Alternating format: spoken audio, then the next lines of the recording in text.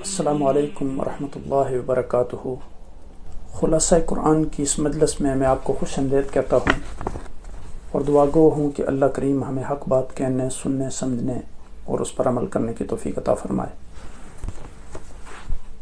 الحمدللہ رب العالمین والصلاة والسلام علی اشرف الانبیاء والمرسلین، اما بعد۔ اللہ پاک کی حمد و ثنا اور قائد و جہاں نبی مکرم تاجدار عرب و عجم سید المرسلین خاتم النبیین رحمت للعالمین کی ذات کرامی پر درود و سلام کے بعد رب کائنات کا احسان عظیم ہے کہ آج پھر ہم خلاصہ قرآن کی اس مجلس میں حاضر ہیں۔ السلام علیکم ورحمۃ اللہ وبرکاتہ۔ آج ہم جس سورہ مبارکہ پر گفتگو کرنے جا رہے ہیں وہ سورہ القمر ہے۔ بعد اعوذ باللہ من الشیطان الرجیم، بسم اللہ الرحمن الرحیم۔ اقتربت الساعة وانشق القمر وإن يروا آية يعرضوا ويقولوا سحر مستمر وكذبوا واتبعوا أهواءهم وكل أمر مستقر۔ صدق اللہ العظیم۔ سورہ قمر جو ہے یہ مکی صورت ہے، اس میں 55 آیات اور 3 رکوع ہیں۔ اس صورت میں وعدے بھی ہیں، وعیدیں بھی، مومنوں کے لیے بشارتیں بھی ہیں اور کفار کے لیے ڈراوے بھی، خوشخبریاں بھی ہیں اور انذار بھی، مواعظ بھی ہیں اور عبرتیں بھی، اور نبوت اور رسالت، بعث و نشور اور قضاء و قدر جیسے بنیادی عقائد بھی ہیں۔ اس صورت کے اہم مضامین کی چند جھلکیاں ہم اس طرح قرآن کی تصویر سے پیش کر سکتے ہیں۔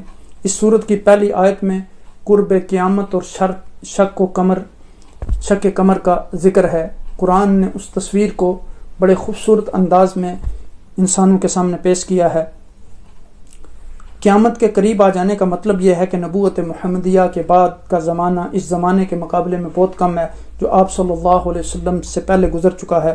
بخاری اور مسلم کی روایت میں ہے کہ نبی اکرم صلی اللہ علیہ وسلم نے انگشت شہادت اور درمیان والی انگلی اٹھاتے ہوئے فرمایا کہ مجھے اور قیامت کو یوں بھیجا گیا ہے۔ شک قمر ہمارے آقا مصطفیٰ کریم علیہ الصلوۃ والسلام کا مشہور معجزہ ہے۔ جب اہل مکہ نے آپ سے معجزہ کا مطالبہ کیا تو آپ نے چاند کی طرف اشارہ فرمایا تو چاند 2 ٹکڑے ہو گیا، لیکن جن کے مقدر میں ہدایت نہ تھی وہ کہاں ماننے والے تھے، اسی لیے فرمایا گیا اگر یہ کوئی بھی معجزہ دیکھ لیں تو منہ پھیر لیں گے اور کہہ دیں گے کہ یہ پہلے سے چلا آتا ہوا جادو ہے۔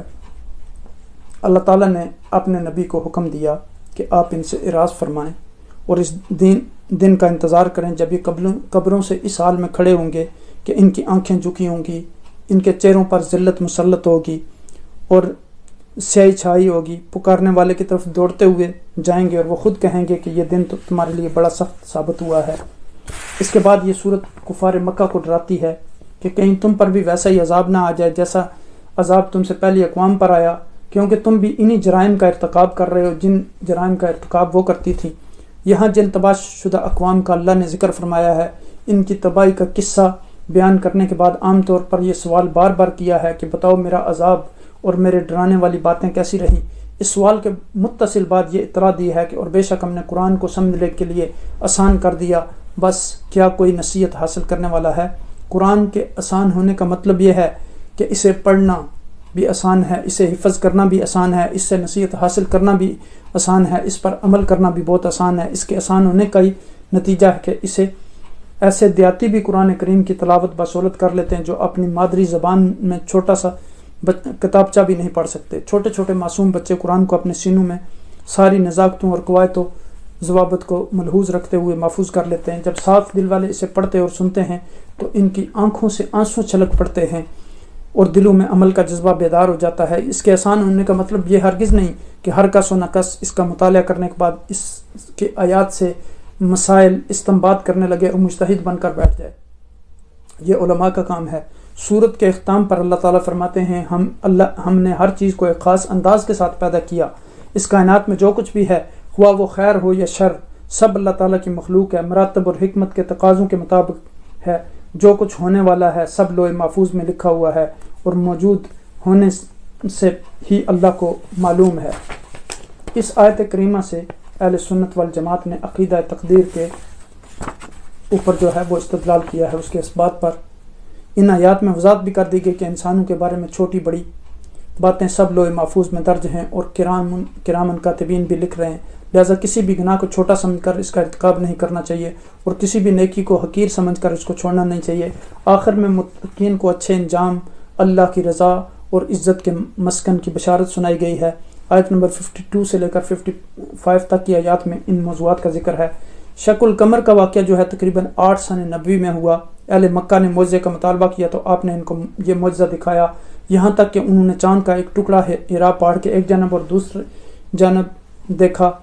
یہ واقعہ صحیح بخاری، صحیح مسلم، سنن ابی داؤد میں اور اسی طرح سنن بہقی اور کتب تفسیر میں مذکور ہے۔ حافظ ابن کثیر اور دیگر مفسرین نے، جس طرح امام زمخشری نے اپنی تفسیر کشاف میں، اسی طرح جامع احکام القرآن میں، انہوں نے تفصیل سے اس کو ذکر کیا ہے اور ان حدیث کو متواتر کے درجے میں انہوں نے قرار دیا ہے۔ اس واقعہ کی صداقت کی عقلی دلیل یہ ہے کہ قرآن نے برملا اس کا دعویٰ کیا ہے اور قرآن نے اسے علامات قیامت میں سے قرار دیا ہے۔ اس سورہ مبارکہ میں اللہ تعالیٰ نے 4 مرتبہ تکرار کے ساتھ فرمایا ہے کہ ہم نے قرآن کو نصیحت حاصل کرنے کے لیے آسان کر دیا ہے، تو ہے کوئی نصیحت قبول کرنے والا؟ اور اسی کے ساتھ اس صورت میں قوم عاد، قوم ثمود اور آل فرعون پر عذاب کا ذکر ہے، جس کی تفصیلات اس سے پہلے قرآن میں ہم پڑھ چکے ہیں۔ آیت نمبر 49 سے ہر چیز کو اندازے سے بنانے کا ذکر ہے۔ آیت نمبر 52 سے ہر چیز یعنی چھوٹے بڑے کو صائف میں لکھا ہونے اور متقین کے لیے جنتوں اور نعمتوں کا بیان ہے۔ اللہ کریم ہمیں اس سورہ مبارکہ کے جملہ مضامین پر عمل کرنے کی توفیق